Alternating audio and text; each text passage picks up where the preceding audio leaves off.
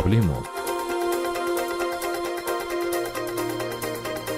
Voces especializadas en ciencias sociales y humanidades, historia, antropología, literatura, estudios políticos e internacionales, agua y sociedad.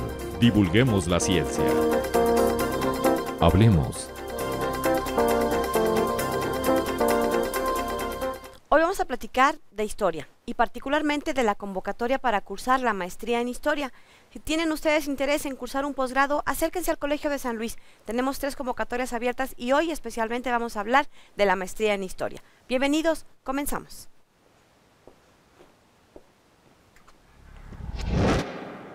Continúa tus estudios de posgrado en Ciencias Sociales y Humanidades con una beca CONACYT. El Colegio de San Luis te ofrece 3 convocatorias abiertas en este 2023. Doctorado en Ciencias Sociales, Maestría en Historia y Maestría en Gestión Sustentable del Agua. Programas pertenecientes al Sistema Nacional de Posgrados del CONACYT. Aún tienes tiempo. Consulta las bases en www.colsan.edu.mx o en nuestras redes sociales. Sé parte de la comunidad estudiantil de uno de los centros de investigación con más impacto en el centro del país. ¿Qué tal? ¿Cómo están? Bienvenidos. Los saludamos con mucho gusto desde el Colegio de San Luis. Hoy vamos a platicar de la maestría en historia. Es una de las 3 convocatorias que tiene abierto el Colegio de San Luis y que, bueno, pues estarán vigentes hasta más o menos los primeros días de mayo, si mal no recuerdo, pero bueno, ahorita nuestra invitada nos va a precisar todos los datos, requisitos, así que si a usted le interesa, pues está a tiempo para ir tomando nota, acompañarnos en los próximos minutos. Si conoce por ahí algún egresado ya de licenciatura que esté interesado en estudiar una maestría y bueno, pues en particular este posgrado, porque además se estudia con beca. De eso y más platicaremos con la doctora Isabel Monroy. Doctora, gracias por acompañarnos. Bienvenida. No, gracias, Lidia. Al contrario, con mucho Bueno, gusto. pues platíquenos. Está abierta la convocatoria para cursar la maestría en historia. ¿A quiénes va dirigido? ¿Quiénes sí pueden? ¿Quiénes no pueden? Bueno, es una convocatoria que está abierta para estudiantes que quieran especializarse en el conocimiento de la historia. El perfil de que se solicita a los candidatos es que tengan licenciatura, alguna licenciatura en ciencias sociales o en humanidades. Claro, pueden tener licenciatura en otra área, pero les va a costar mucho trabajo remontar todo el conocimiento que necesitan para estar en una maestría en historia, sobre todo por las lecturas y el manejo de las fuentes documentales. El programa tiene una duración de 2 años, comienza en agosto de 2023 y terminará en junio de 2025. El propósito es, como ya dije, formar excelentes investigadores en investigación histórica y en el desarrollo de estudios históricos con nuevos enfoques, sobre todo eso, ¿no? O sea, no necesitamos que nos digan lo que ya sabemos, lo que necesitamos es que nos digan lo que no sabemos, lo que no conocemos todavía. El programa de historia y la maestría en historia tienen 3 líneas de investigación fundamentalmente. Una es la de la historia económica y política, que va de los siglos XVIII al siglo XX. Los especialistas de esta línea de investigación proporcionarán al alumno las herramientas técnicas, metodológicas, teóricas, para poder aproximarse a los problemas desde una perspectiva económica y política. Y con esto entender los fenómenos sociales que se generan. La otra línea de investigación es la de historia interdisciplinaria. En esta línea de investigación se trata de establecer diálogos con otras disciplinas como son la antropología, la arqueología, la geografía histórica, la historia del arte, la didáctica, la pedagogía, con tal de que el alumno pueda armar un proyecto de investigación que tenga más aspectos de los propiamente históricos, estrictamente hablando. Y la tercera línea es la de historia social y cultural. Esta línea va del siglo XVI al siglo XX y abarca todos los estudios que tienen que ver con movimientos sociales, con formación de los grupos sociales, identidades, género, expresiones culturales, y es una línea de investigación muy rica.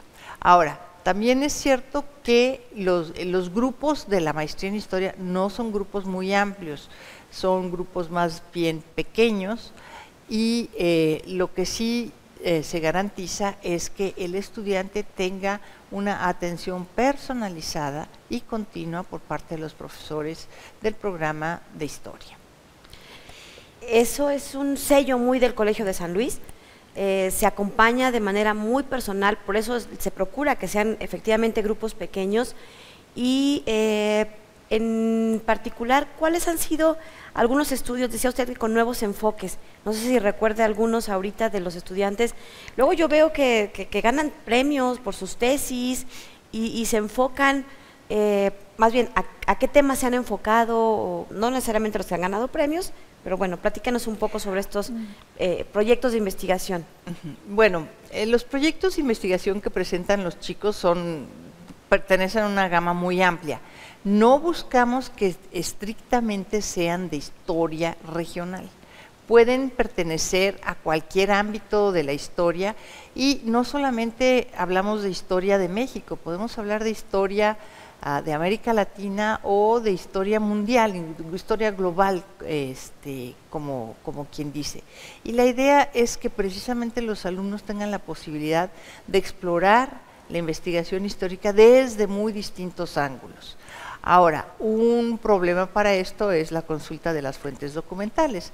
La investigación histórica se hace fundamentalmente con base en material documental, y no siempre el material documental se encuentra próximo al estudiante o al investigador. O sea, no todo está aquí en San Luis Potosí, donde hay acervos muy ricos. Hay otras cosas que se encuentran en la Ciudad de México, otras cosas que se encuentran en repositorios a lo largo y ancho del país, pero no solamente en el país, sino también en Estados Unidos, en España, en Francia y en América Latina. Ahora, yo les diría también ahí en Alemania, pues sí, pero la mayor parte de nuestros estudiantes no domina la lengua alemana, pero es muy importante que sepan que los archivos pueden estar dispersos. Inclusive el Archivo Vaticano es un archivo muy importante para el desarrollo de proyectos de investigación que tienen que ver con historia de la Iglesia. Es una convocatoria que está dirigida a alumnos mexicanos, pero también del extranjero, ¿verdad? Sí, está abierta para alumnos mexicanos y extranjeros. Y bueno, en el caso de los alumnos que provienen del extranjero, lo que sí se solicita es que sus documentos vengan apostillados. Quiere decir que vengan legalizados para que puedan tener vigencia en México. ¿Hay algún límite en cuanto a la edad, por ejemplo? No.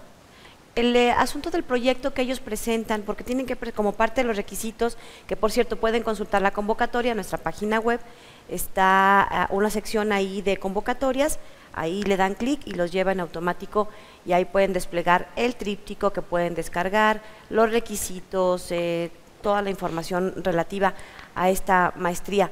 ¿Hay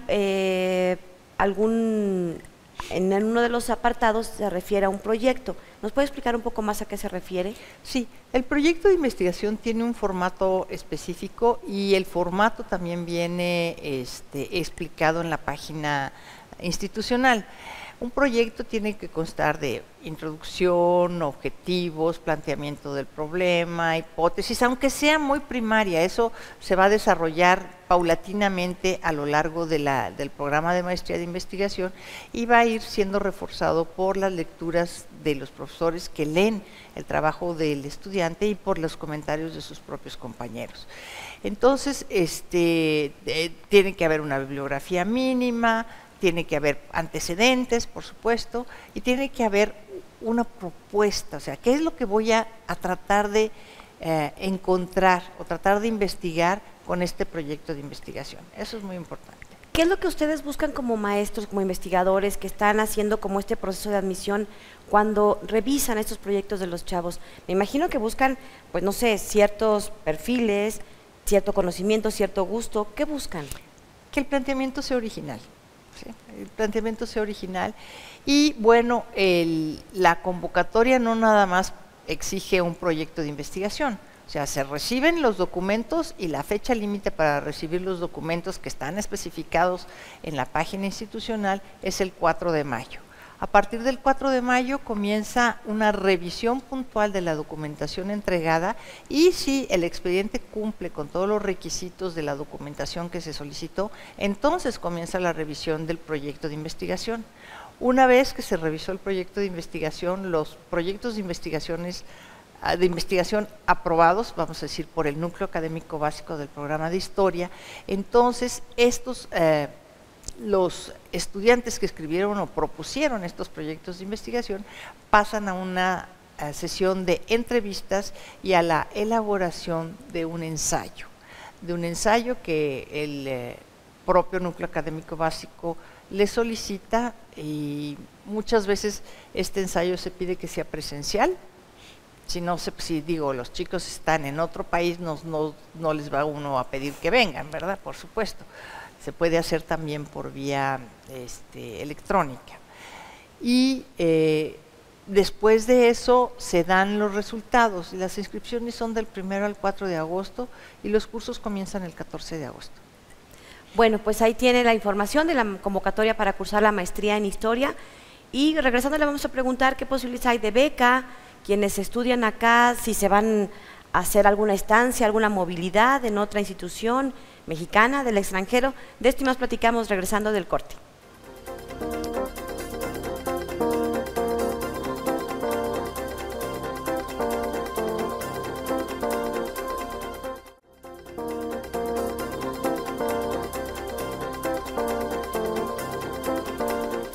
Bien, estamos de regreso y estamos platicando sobre la maestría en Historia. Vamos a seguir platicando un poquito más acerca de los aspectos más prácticos, por si alguien que está interesado en esto tiene estas u otras dudas, que por cierto nos las pueden compartir a través de redes sociales, en el Facebook particularmente, pueden ahí preguntarnos, y aunque en vivo no podamos responder inmediatamente o atender, seguramente con la información ya a la mano, atendemos todas estas dudas, preguntas o inquietudes que existan en torno a la convocatoria para cursar la maestría en Historia aquí en el Colegio de San Luis.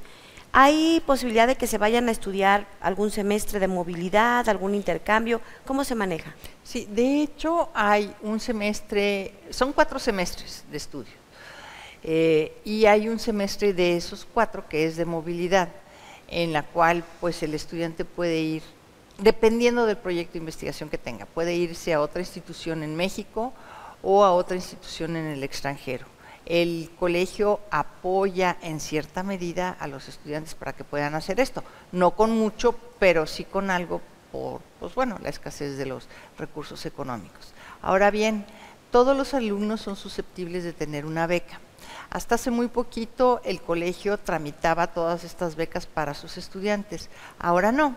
El CONACYT cambió la forma de otorgar las becas y ahora es el estudiante quien tiene que hacer directamente la gestión ante CONACYT una vez que ha sido admitido en la institución donde quiere realizar sus estudios de posgrado.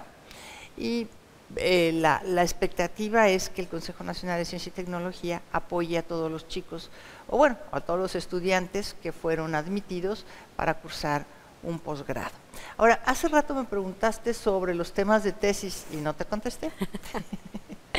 Bueno, en realidad se estudian los más diversos aspectos que te puedas imaginar.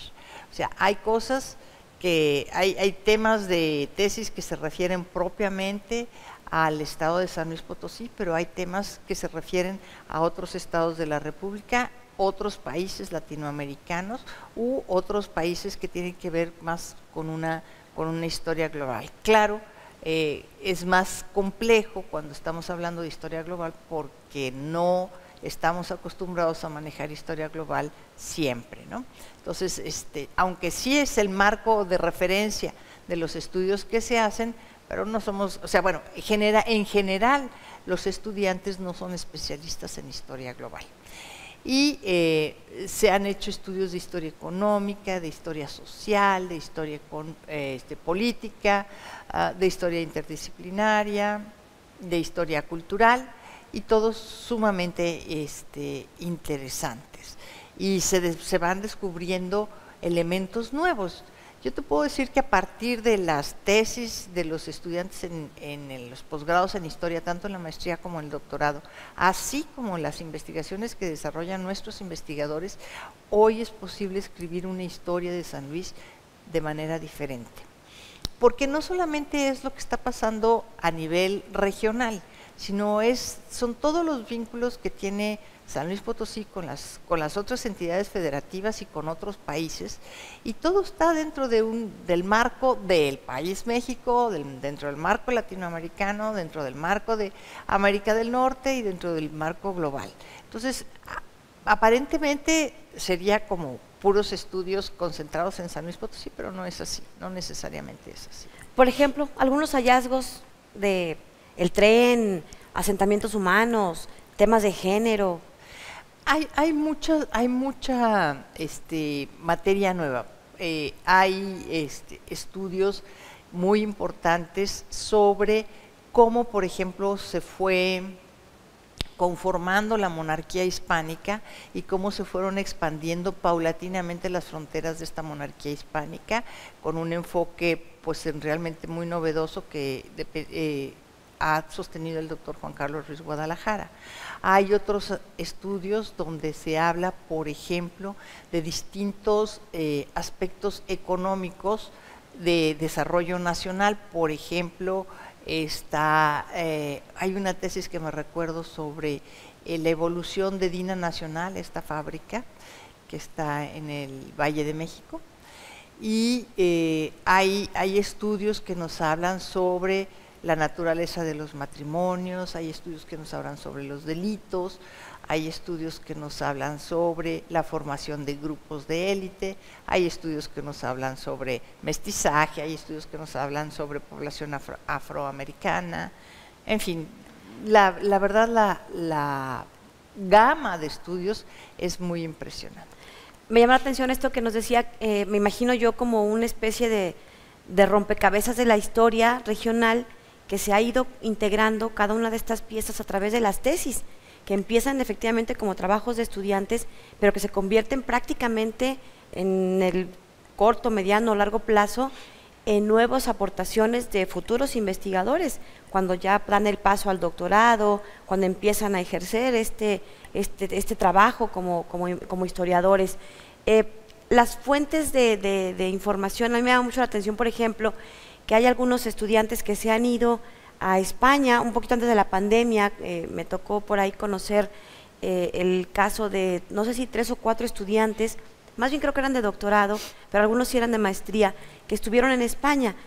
¿Por qué? ¿En qué fuentes? ¿En qué lugares? Cuéntenos un poquito sobre eso. Si queremos hablar de la historia virreinal, es decir, de la historia que va del siglo XVI al siglo XVIII, es fundamental consultar los archivos que se encuentran en España. ¿Por qué? Porque San Luis Potosí y la Nueva España formaban parte de la monarquía hispánica y gran parte de la documentación que se generó está en México, pero la parte complementaria y aún más se encuentra tanto en el Archivo General de Indias, como en el Archivo Histórico Nacional, como en el Archivo de Simancas, como en el Archivo del País Vasco, como en los archivos regionales españoles, y la Biblioteca Nacional Hispánica, que es una biblioteca espléndida, ¿no?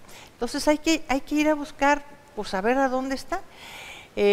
Por ejemplo, hay otras cosas que se pueden encontrar en los archivos franceses y, como ya dije, bueno, pues los archivos alemanes también, ¿no?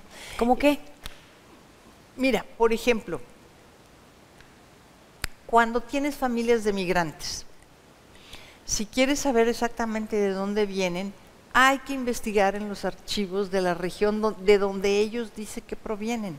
Muchos de esos archivos están en línea, muchos otros no. Entonces hay que ir a ver si es, o sea, de dónde viene esta persona o este grupo de personas, si en realidad vienen de ahí o si venían de otra parte y su último lugar de residencia fue ese, y encontrar cuáles son los vínculos que los traen hasta acá, hasta San Luis.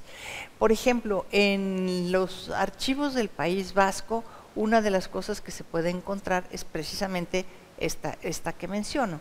Muchos de los mineros que hubo en San Luis Potosí eran de origen vasco y muchos regresaron al País Vasco en el siglo XVI. Bueno, si vinieron a finales del XVI, si entraron aquí a finales del XVI, a principios del XVII ya están de regreso en el País Vasco. ¿Ricos? ¿Transformados su realidad? Riquísimos, riquísimos. Sí, las minas del Cerro de San Pedro fueron en realidad minas muy ricas, donde la plata traía una gran cantidad de oro y que han sido poco estudiados. O sea, además del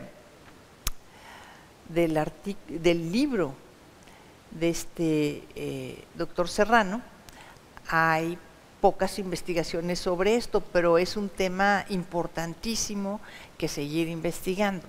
Y entonces hay que ver, bueno, regresaron y qué sucedió con estas familias, ¿no?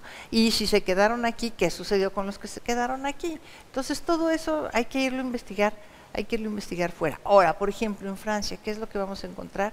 Exactamente el mismo tipo de información, o sea, las operaciones mercantiles, las familias, cómo es que, sobre todo para el siglo XIX, cómo es que se organizan los comerciantes franceses y cómo es que logran establecer un comercio transatlántico que trae hacia México y hacia San Luis Potosí productos franceses y lleva de aquí, de San Luis Potosí, de México, productos mexicanos a Francia.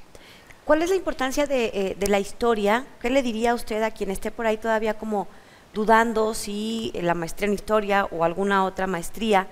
¿Por qué es importante los estudios históricos? Porque es la única forma de entender por qué estamos como estamos, dónde estamos y por qué somos como somos. O sea, no hay otra manera de entender el presente si no hay un conocimiento profundo del pasado. ¿Por qué? Porque se pueden cometer muchas equivocaciones, se hacen inferencias que son absolutamente falsas y lo importante es saber, bueno, ¿por qué está San Luis Potosí el día de hoy como está?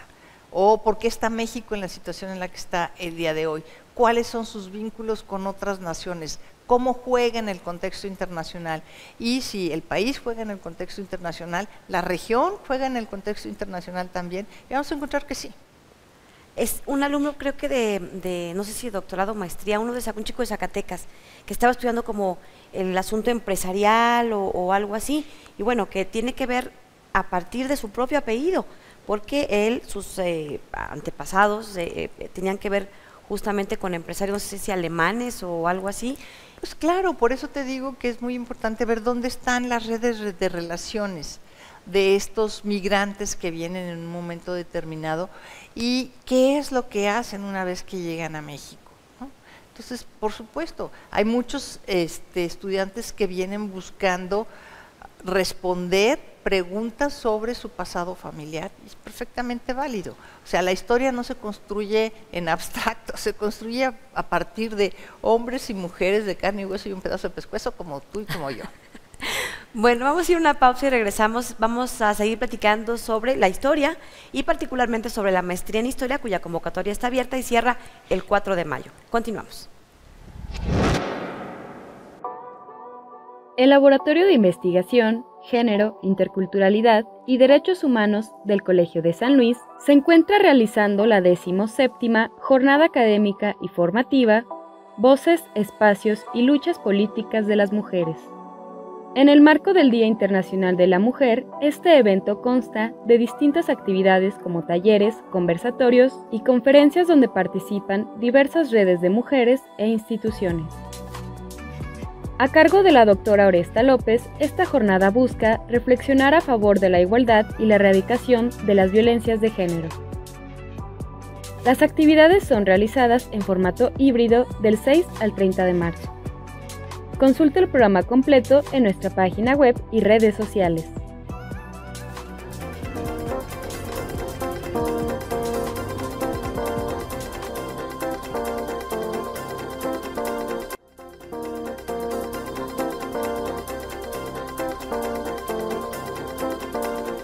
La historia resulta fascinante para estudiarla desde cualquiera de los aspectos local, regional, internacional, porque efectivamente, como nos decía la doctora Isabel Monroy en el bloque anterior, tiene que ver con entender por qué somos lo que somos o por qué hacemos lo que hacemos o por qué estamos como estamos. Hay una frase que se utilizaba mucho hasta hace algunos años, no sé si todavía se utilice en San Luis, seguramente usted tendrá más explicación o de contexto en torno a esta frase que usaban varios potosinos, y que era, ¿qué dirán los Meade y el obispo Montes de Oca? Y cuando entiendes un poco quiénes era la familia Meade, quién era el obispo Montes de Oca, visitar esa sala hoy del Palacio Municipal con estos pintada, el Salón Verde me parece que es. No, es la biblioteca. Ah, bueno, que pero es el Salón de Cabildos, que tiene Salón los de frescos Cabildos, de claro, Luroli. que eran por orden y disposición y gusto del obispo Montes de Oca, ¿verdad? Así es. Bueno, todo eso nos ayuda a entender y este mundo fascinante que nos rodea y que, bueno, pues tiene que ver con la historia en general. Bueno, antes de ir como a estos episodios, estos pasajes específicos que le voy a pedir aquí a nuestra invitada que nos cuente, recordemos un poquito las características de la convocatoria de la maestría en Historia. ¿Es presencial? ¿Es de tiempo completo? Porque bueno, nos quedamos un poquito mal acostumbrados al asunto de la pandemia, de que pues ya todos nos conectábamos en línea y el trabajo a distancia y demás, pero bueno, ¿cómo es? Bueno, la maestría en Historia es presencial, es de tiempo completo, por supuesto, y no es lo mismo estar en una clase a través de una videoconferencia que estar en una clase donde maestros y alumnos comparten el mismo espacio. No es lo mismo uno como profesor estar viendo cuál es la reacción de sus alumnos y entender en sus miradas si le están comprendiendo a uno o de plano no le entendieron nada, si lo están siguiendo o no lo están siguiendo y qué es lo que pueden hacer, ¿no? Entonces, sí, definitivamente es presencial. ¿Requiere muchas horas de lectura? Sí. ¿La carga de lectura es exorbitante? Sí. ¿Por qué?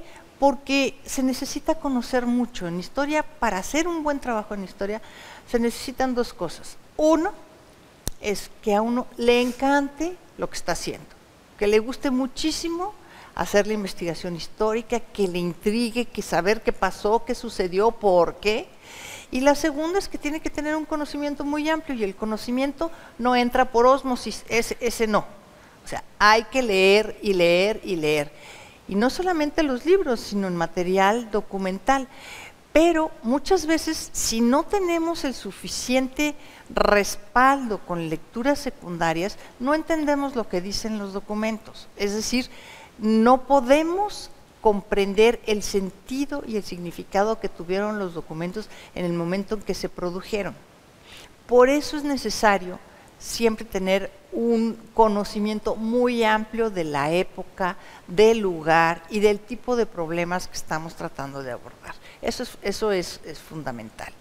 Y ciertamente esos son dos ingredientes muy importantes. Y el tercer ingrediente es que uno tenga la capacidad de, ya que tiene todas las piezas, vamos a decir, de la investigación frente a uno, saber cómo hilarlas, saber cómo darle sentido, cómo otorgarle sentido de una forma que sea coherente, que no sea anacrónica y que no sea falsa, ¿sí? Entonces, eso es toda una operación muy interesante de hacer, ardua, porque no es sencilla, no es fácil. Todo el mundo dirá, ay, sí, qué fácil. Pues no, no es tan sencillo.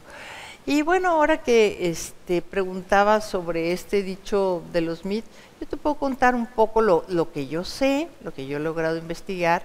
Bueno, no es que yo los haya investigado, sino que se me cruzaron, se me atravesaron en el camino. Pero espere, porque nos vamos a tener que ir a una pausa porque tenemos que anunciar el book trailer, pero regresando para que se queden con nosotros, nos van a contar un poco sobre este asunto de cuáles fueron los originales Meade, porque evidentemente no son nativos pues de acá de la Nueva España, así que bueno, si quieren conocer esta historia, los esperamos para que se queden con nosotros después de esta pequeña pausa donde vamos a conocer el book trailer de esta semana. Como ustedes saben, el Fondo Editorial produce libros y están en formato físico aquí en nuestra librería, otros están en formato electrónico, que por cierto uno de los más descargados es de los bestsellers, digamos, es el de Horrorosísimos Crímenes, y bueno, pues también está disponible para descarga gratuita. Y para conocer las novedades editoriales que pronto estarán ya a la venta o en descarga, los invitamos para ver este próximo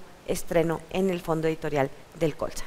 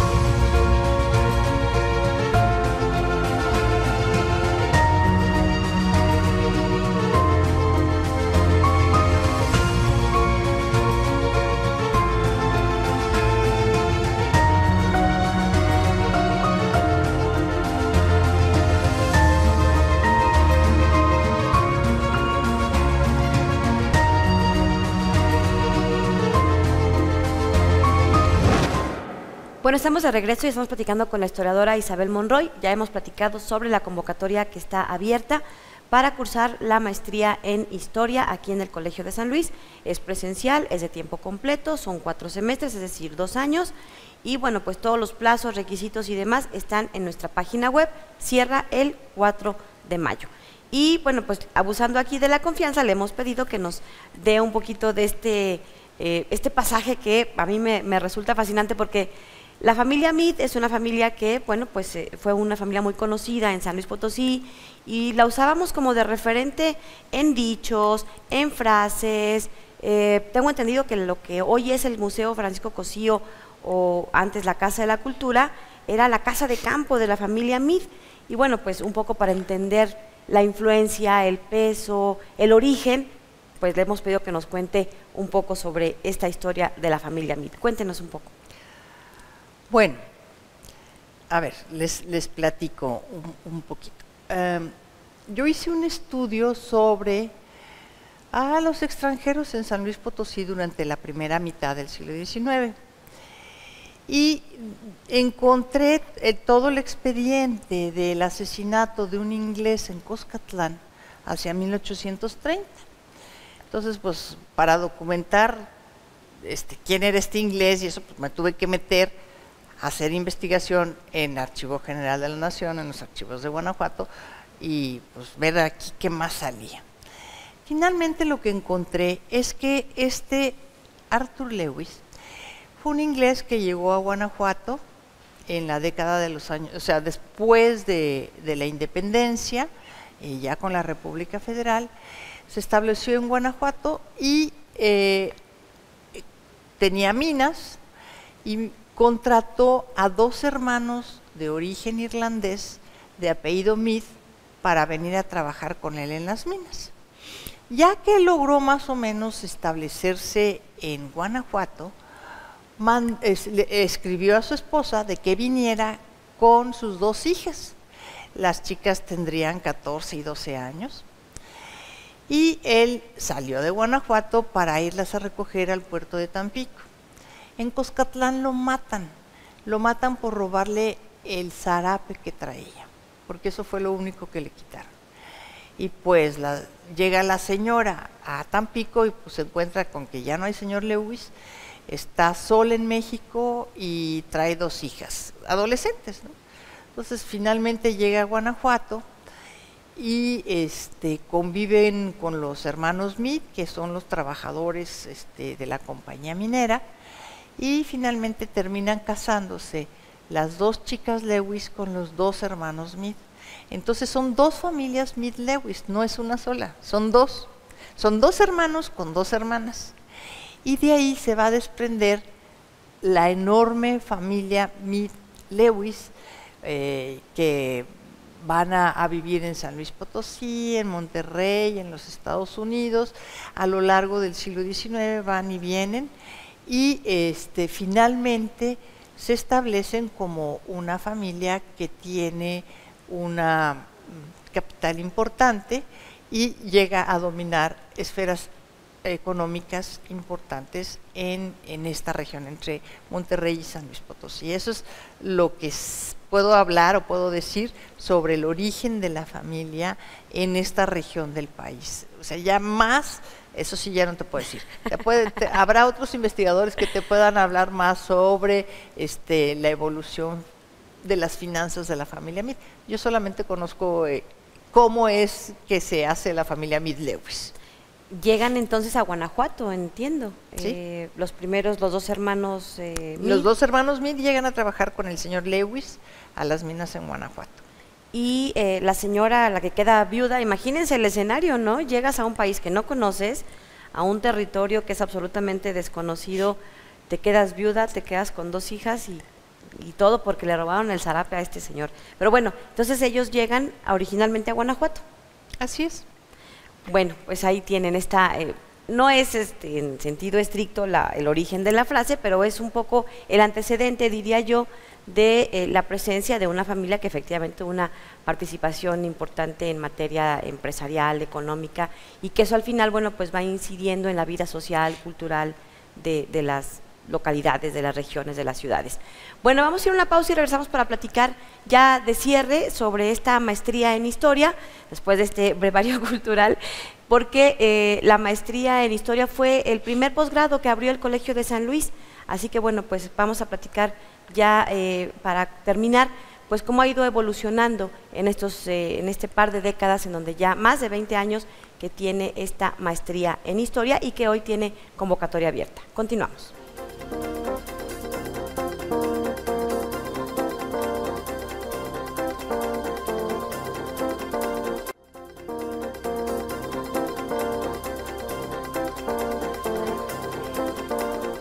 Bien, estamos de regreso y es el último bloque. Estamos platicando con la doctora Isabel Monroy, quien es coordinadora de la maestría en Historia.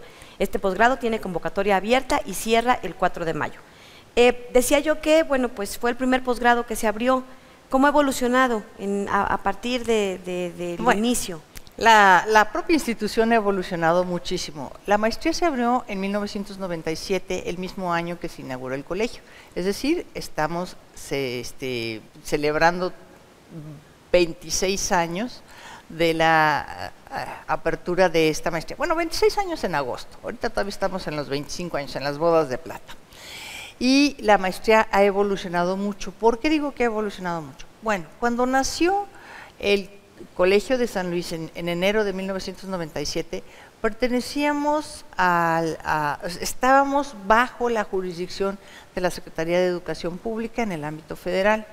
Un año después se logró el ingreso al seno del CONACYT, al ámbito del CONACYT, y entonces comenzamos a formar parte de los centros públicos de investigación, y con esto comenzó a tomar, vamos a decir, una forma más particular el posgrado, porque se adecuó a las exigencias de los posgrados de los centros públicos de investigación CONACYT, que todavía no eran Programa Nacional de Posgrados de CONACYT ni Sistema Nacional de Posgrados. No, era todavía nada más los posgrados de los centros públicos de investigación de CONACYT.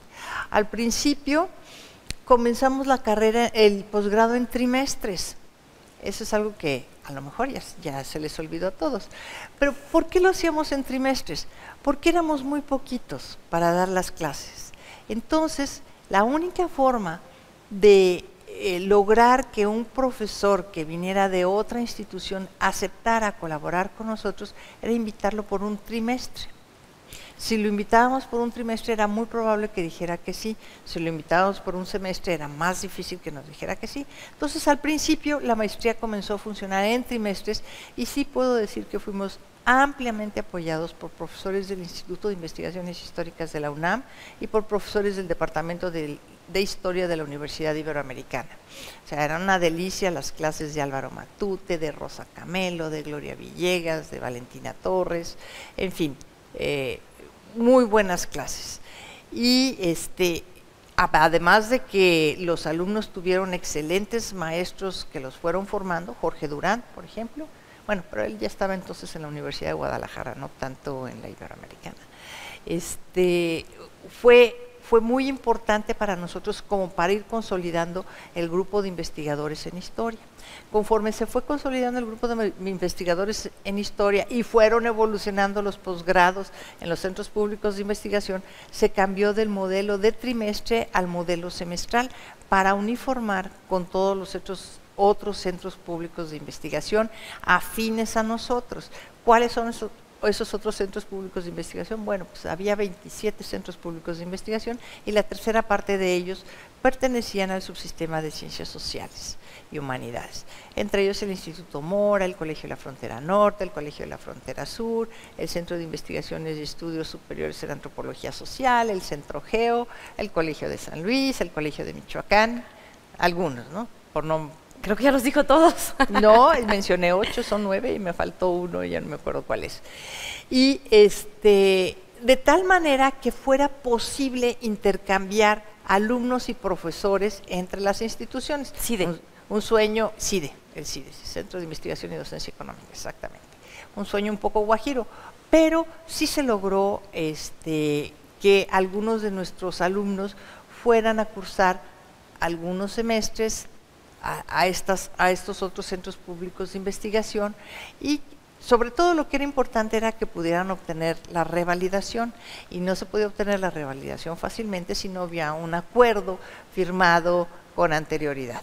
De esta manera comenzamos a firmar acuerdos, convenios de colaboración académica con otros centros públicos de investigación y con otras universidades, tanto en el país como en el extranjero, porque eran la base para poder establecer una colaboración académica entre sus grupos de investigadores y los grupos de investigadores que teníamos nosotros. Entonces también vamos a decir, la currícula de la maestría en historia fue evolucionando hasta que fuimos perfeccionando de tal manera.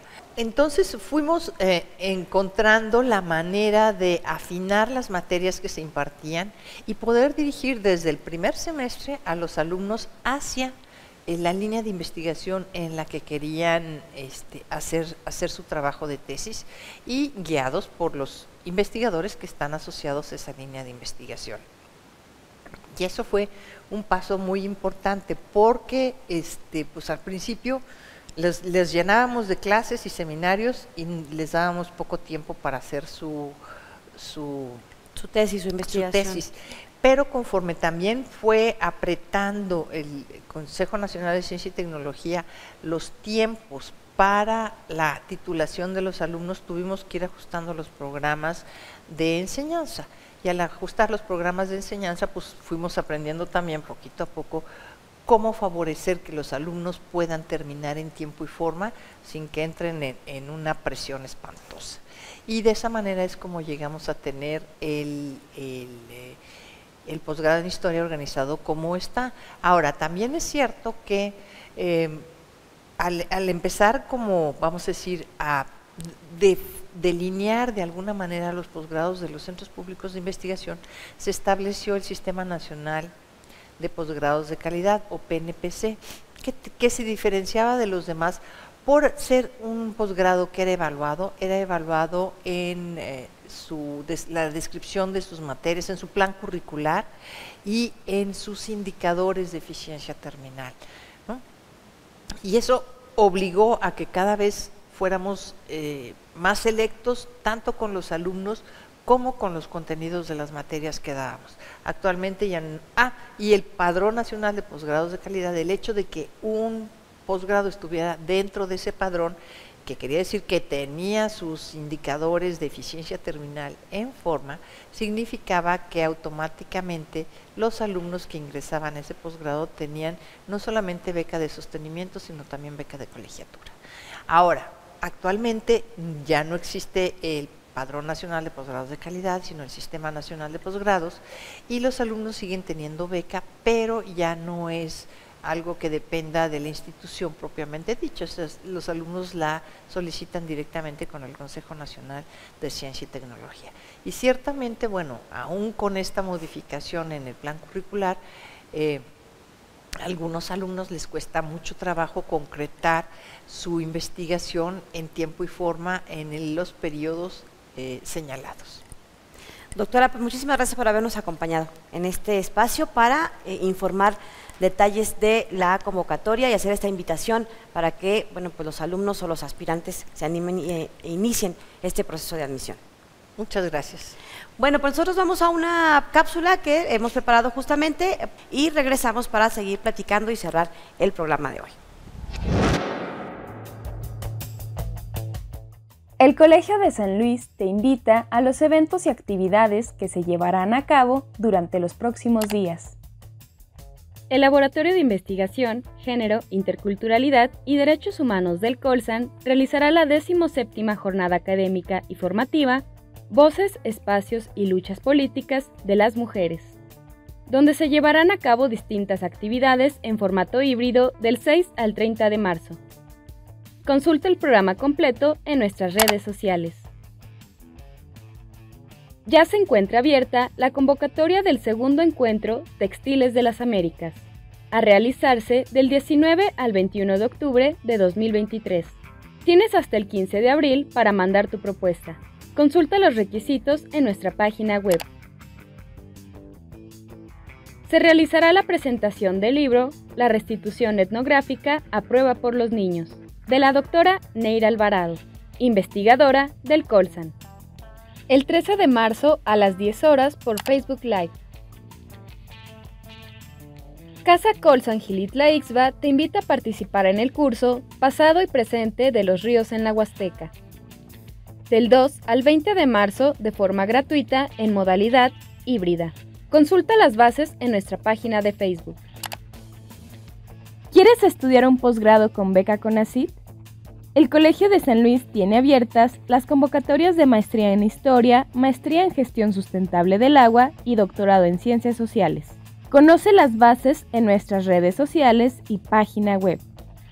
Consulta los detalles de este y otros eventos a través de nuestra página web www.colsan.edu.mx y síguenos también en nuestras redes sociales.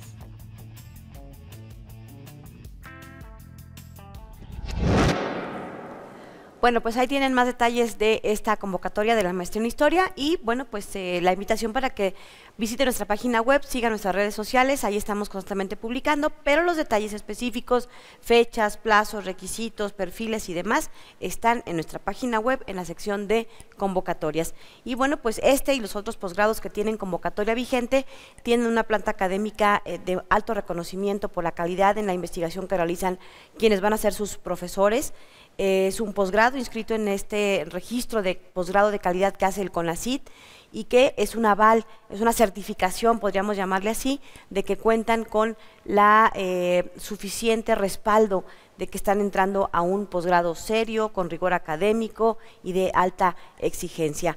Es una posibilidad de movilidad también, existe para instituciones nacionales o del extranjero, para los estudiantes, se estudia con beca CONACYT. Es también un espacio en donde ustedes pueden desarrollar un perfil de investigadores en las ciencias sociales. Así que bueno, pues con eso nos despedimos, muchas gracias, los dejamos con la Agenda Colsan, soy Lidia Huache, pásela bien, hasta la próxima.